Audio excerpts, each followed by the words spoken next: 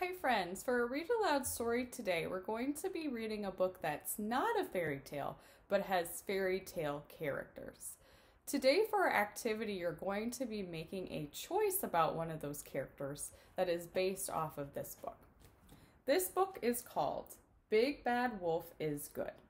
So after listening to this story, you're going to be making a choice, and you're going to decide if you think the Big Bad Wolf is bad or good, and why. So you'll get to hear this version of the story where he's kind of a different character. But then I want you to think about other stories that we've read with the Big Bad Wolf and decide what you think, what your opinion is.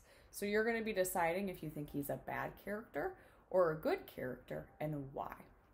So this one is called Big Bad Wolf is Good by Simon Patak. Big Bad Wolf is Good. Big Bad Wolf was lonely. He had no friends. Perhaps it's because I'm big and scary, he said to himself. Perhaps it's because I'm bad, bad, bad. He sat and he thought and he thought. I know, he said. I will not be bad anymore. I will be good. Then someone will be my friend. So the Big Bad Wolf set off to be good. Mrs. Goose was in the garden with her 7 goslings. Good day, said Big Bad Wolf, politely raising his hat. Honk, cried Mrs. Goose. It's the Big Bad Wolf. Mrs. Goose and her 7 little goslings ran into the house and slammed the door. Oh, Mrs. Goose, said Big Bad Wolf sweetly. Please open the door. I'm a good wolf now, and I've come to play with your 7 little goslings. But Mrs. Goose would not open the door. The 7 little goslings chanted, Big Bad Wolf, stay away and don't come back another day. And they made faces through the curtains. Big Bad Wolf felt sad. Those geese had not given him a chance. He sat and he thought and he thought.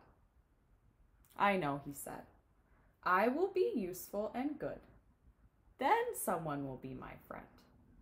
So Big Bad Wolf set out to be useful and good. Mrs. Chicken was going out. She was waiting for the babysitter for her 6 little chicks. Where can the babysitter be? She fussed. Ahem! Big Bad Wolf coughed politely. I would be glad to sit with your 6 little chicks. Yikes! Squawked Mrs. Chicken. It's the Big Bad Wolf. Run, children, run! They ran into the house and slammed the door. Oh, Mrs. Chicken, said Big Bad Wolf sweetly. I'm a good wolf now. Please let me in to look after your 6 little chicks. But Mrs. Chicken would not open the door. The 6 little chicks chanted, Big Bad Wolf, stay away and don't come back ever again. And they made faces through the curtains. Big Bad Wolf was really sad. Those chickens had not given him a chance. He sat, and he thought, and he thought, and he thought. I know, he said.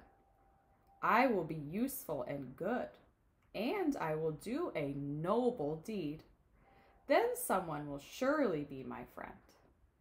So Big Bad Wolf set off to be useful and good, and to do a noble deed.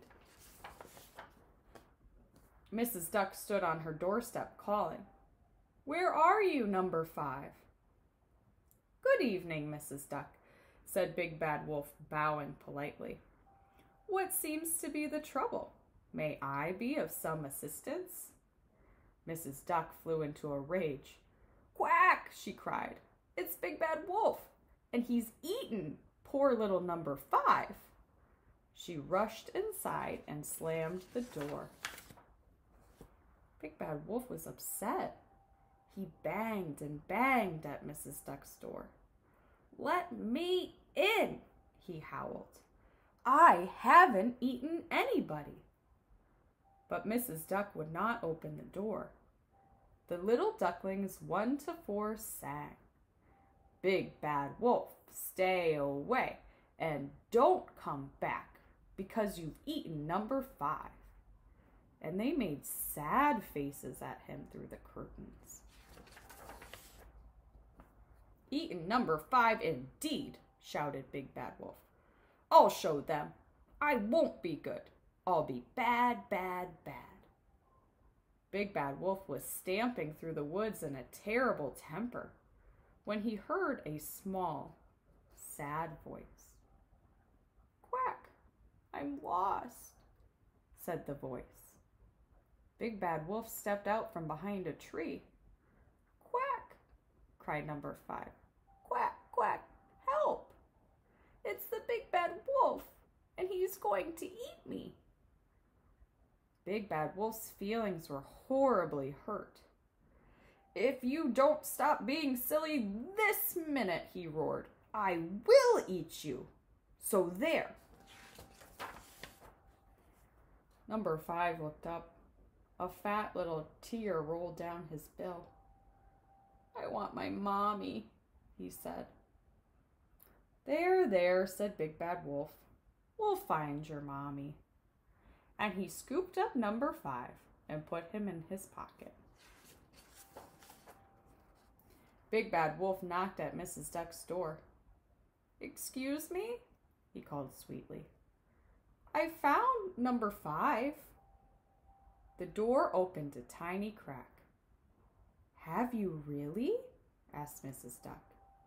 "Really and truly," said Big Bad Wolf. "And you haven't eaten him?" asked Mrs. Duck.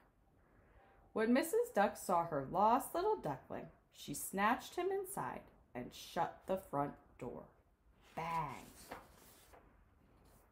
Big Bad Wolf walked away sadly.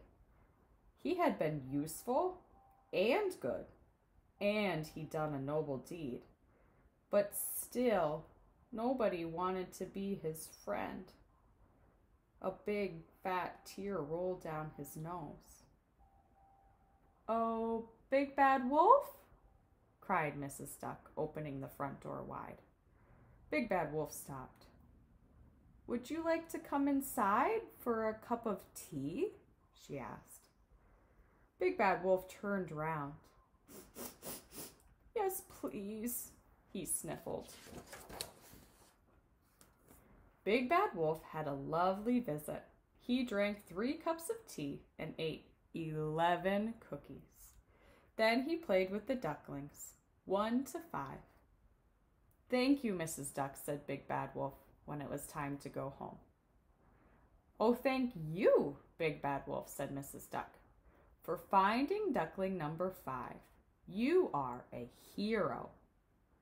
"Do you think," asked Big Bad Wolf shyly, "that you could call me Big Good Wolf now?" Mrs. Duck laughed. "Don't be silly," she said, and she gave him a big warm hug. "You will always be Big Bad Wolf, but you are good too." I hope you enjoyed that new version of a Big Bad Wolf story. For today's activity, you're going to be deciding if you think the Big Bad Wolf is still bad or if he is a good character.